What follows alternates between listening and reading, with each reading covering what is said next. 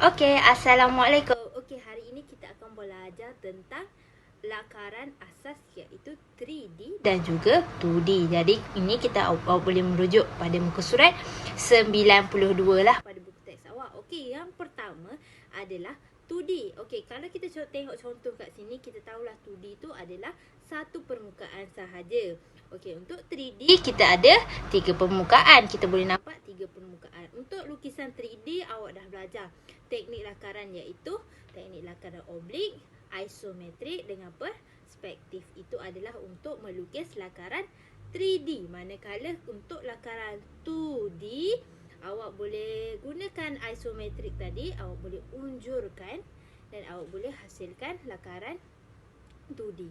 Okey, untuk lakaran 2D ni saya dah ajar dah sebenarnya. Cuma saya nak ingatkan kembali apa yang awak perlu buat untuk melukis lakaran 2D. Ingat lakaran 2D kita ada pandangan. Kita boleh tengok dari sudut pandangan iaitu pandangan pelan daripada bahagian atas, pandangan hadapan daripada depan dan juga pandangan sisi. Jadi awak perlu bila awak buat projek, okey kita akan buat projek lepas ni, awak perlu ada 3 pandangan tersebut iaitu awak kena ada pandangan hadapan lah, macam saya cakap tadi, hadapan, pelan dan juga sisi. Jadi awak perlu ada lakaran 2D dan juga lakaran 3D.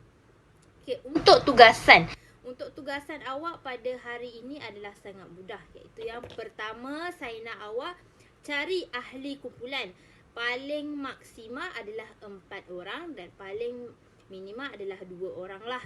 Okay, kalau awak rasa macam awak memang tak boleh bekerja dalam kumpulan sebab PDPR ke apa ke kan, awak boleh bagi tahu saya dan saya akan rundingkan lah macam mana, saya akan tengok macam mana. Boleh tak awak buat ni seorang-seorang.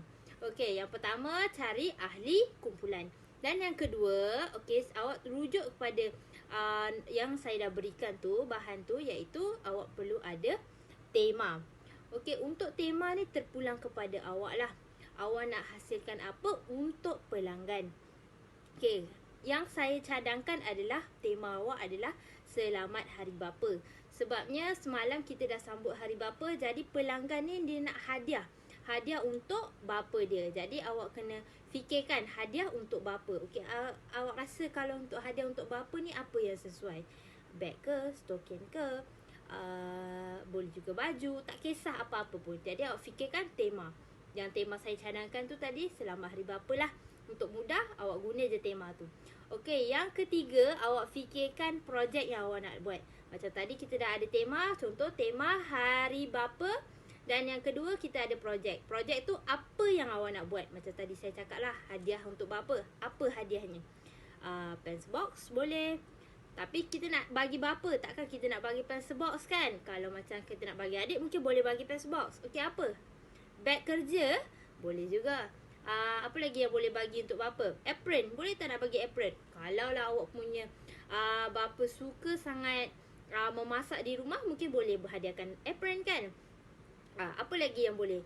Kasut, stokin, baju, tak kisah. Itu terpulang pada ahli kumpulan awak. Awak nak buat tajuk projek itu apa.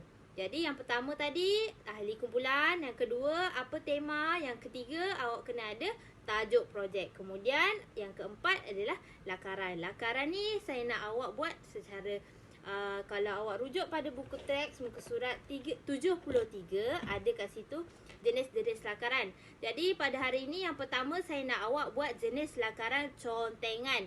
Iaitu saya nak awak berbincang dengan kumpulan dan hasilkan satu lakaran contengan, iaitu macam mana awak fikirkan secara asas ataupun general apa yang awak nak buat. Kasut, okey, awak lakar kasut macam mana.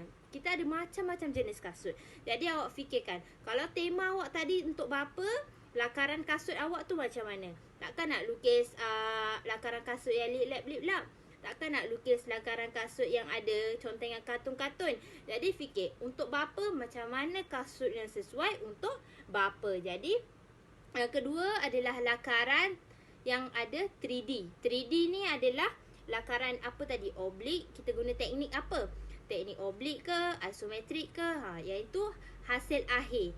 Tadi awak dah buat yang contengan tu masih dalam perbincangan dalam kumpulan. Awak nak buat kasut macam mana? Yang tu baru hasil akhir.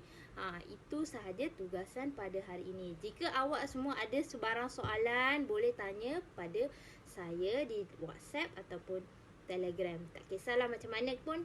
Yang penting hari ini mesti siapkan tugasan hari ni, sebab hari Rabu kita akan sambung tugasan projek kita ni pada langkah yang seterusnya. Jadi saya nak awak siapkan pada waktu yang saya tetapkan supaya projek awak ni boleh siap pada waktu yang ditetapkan. Itu sahaja pada hari ini. Terima kasih.